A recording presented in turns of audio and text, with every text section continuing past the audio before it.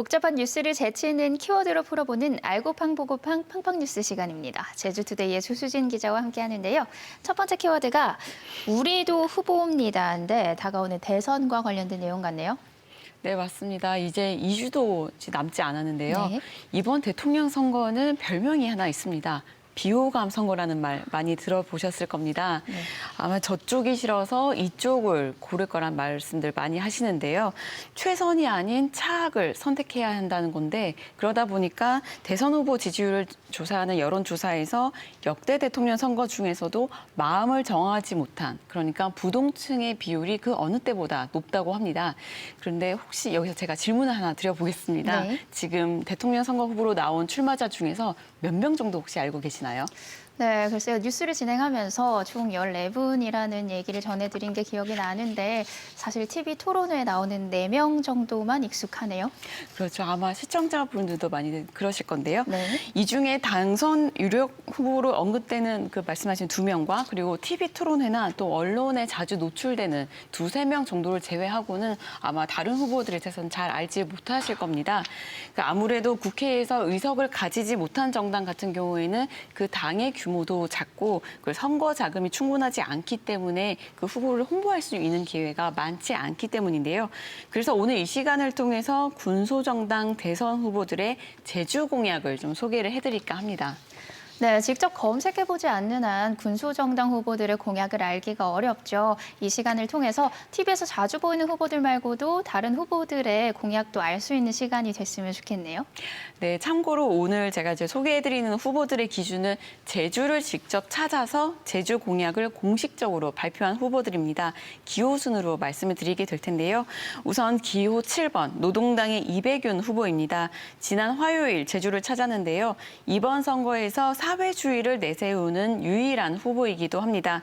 제주 공약으로는 제주국제자유도시 개발센터의 해체, 그리고 강정 해군기지를 폐쇄하고 그 강정항을 민간 항구로 전환하는 것, 그리고 제주 제2공항 건설 사업을 백지화하고 영리병원 개설 반대를 하고 양질의 의료 서비스를 도민에게 무상 제공하는 공약 등이 담겨 있습니다.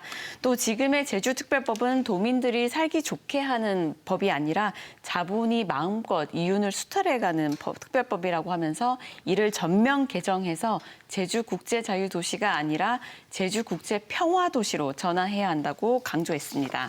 네, 기자님, 이배균 후보가 노동자 출신인 만큼 지금 제주 카로텔 매각 사태와 관련한 언급을 했다고요?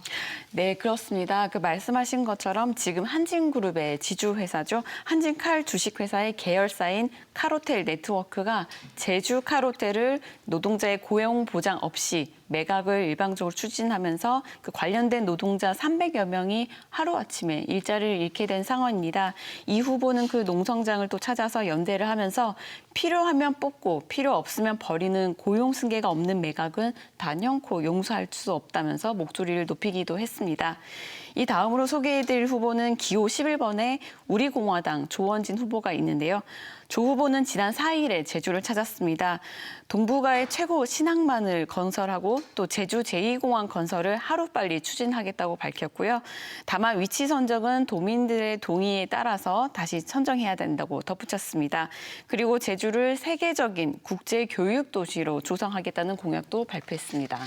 네, 눈에 띄는 게 제2공항을 건설하기는 해야 하는데 그 위치는 다시 선정해야 한다는 거네요. 다음은 진보당 후보의 공약도 소개해 주시죠. 네, 기호 12번의 진보당 김재현 후보는 지난해 8월에 제주를 찾아서 대선 출마를 선언했는데요.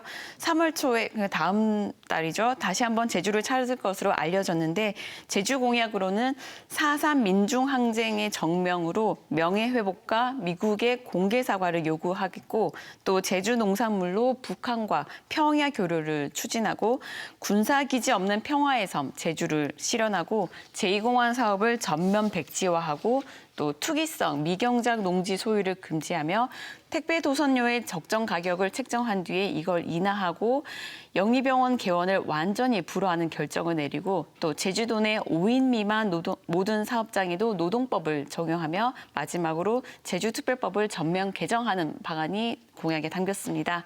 다시 한번 말씀드리자면 지금까지 소개해드린 후보는 국회에 의석이 없는 정당 중에서 제주를 찾아서 공식적으로 제주 공약을 발표한 후보들입니다.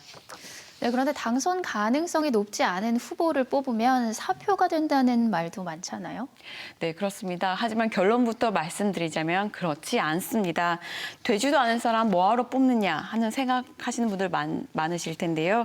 당선이 되지 못한다고 하더라도 선거에서의 지지율은 군소정당이 계속해서 정당 활동을 해나갈 수 있는 동력이 됩니다.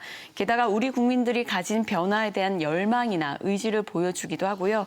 무엇보다 내년에 있을 총선거, 그러니까 국회의원을 뽑는 선거에도 큰 영향을 미치게 됩니다.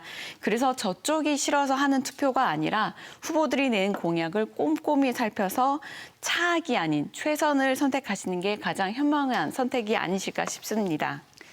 네, 우리의 선택이 대한민국의 내일을 만듭니다. 모두가 조금만 더 관심을 가지고 살펴서 후회 없이 최선의 선택을 하시면 좋겠습니다.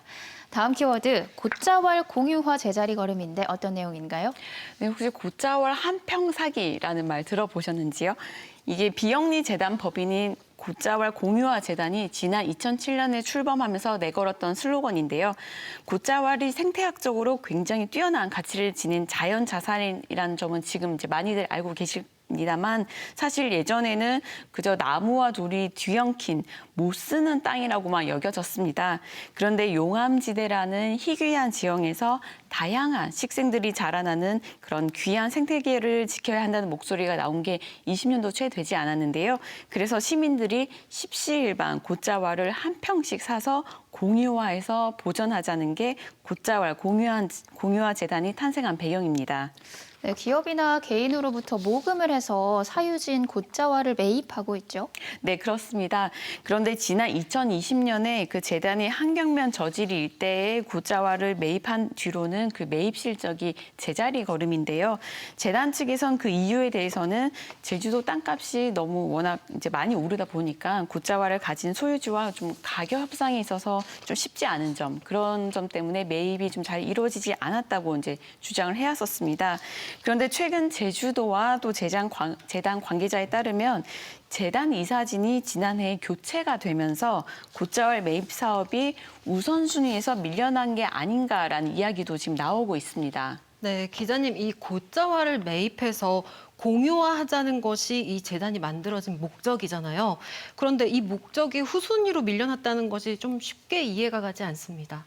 네, 그래서 좀 더 이제 설명을 해드리자면은 재단 이사들이 이제 바뀌면서 기획 사업에 속한 위원들도 바뀌었는데 다들 전문 분야가 달라서 매입 대상지를 놓고 활용 가능성이나 그리고 매입 금액의 적정성을 두고 의견 차이가 있다고 합니다. 게다가 새로 들어온 사람들 중에는 매입 사업 자체에 대해 모르는 사람들도 있다고 하는데요. 그 재단에선 지난해에 매입 사업이 좀 지지부진한 측면이 있긴 하지만 올해는 매입을 다시 적극적으로 추진할 계획이라고 설명했습니다. 참고로 지금까지 재단이 매입한 곶자왈 면적은 약 86만 3천여 제곱미터인데요. 약 26만여 평입니다. 곶자왈 공유화는 그야말로 도민들이 십시일반 기부를 해서 시작한 캠페인인데요. 재단이 올해는 모금 활동 취지에 맞게 사업을 잘 꾸려가기를 기대합니다. 오늘 말씀 여기까지 듣겠습니다. 두 분 고맙습니다.